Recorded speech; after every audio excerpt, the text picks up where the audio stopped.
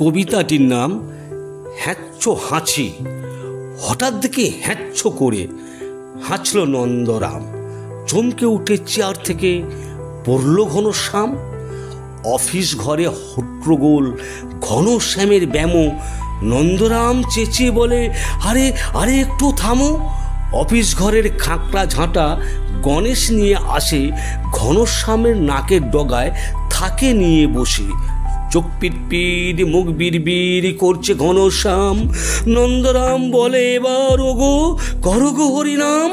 ঘনশ্যামের হলো বোধহয় ঈশ্বরের দেখা। হায় হায়, এ কি হলো, এবার হয়তো আমি থাকবো একা। অফিস কলিগ সবাই এখন খাচ্ছে ভ্যাপা চাকা। আজকে উঠে গণেশ বলে, ঘনাদার চোখ ঢাকা। জ্ঞান ফিরতে ঘনশ্যাম চিৎকার করে বলে, গনা, নন্দরামকে ডেকে দে রে, তাঁকে পাঠাবো জেলে। বেয়াদপির সীমা আছে ওরে নন্দরাম, অফিসটা নয় আড্ডাখানা, বুঝলে হাঁদারাম। জ্ঞান শূন্য জ্ঞানদাস তুই অকম্মার ঢেকি, কাজের বেলায় অষ্টরম্ভা সদাই দিচ্ছিস ফাঁকি। ফাজলামি আর ফক করিতে তোর জোড়া নেই, ভেবে রাখিস নন্দরাম তোর স্বর্গও হবে না ঠাই।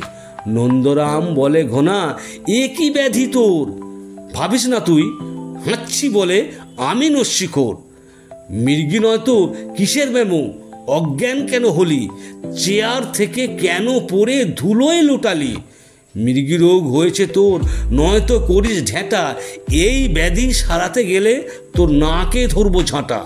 ঝাঁটার কথা বলতে ঘনা শুয়ে শুয়ে হাসে, তেরে মেরে বসলো ঘনা নন্দের গা ঘেঁষে।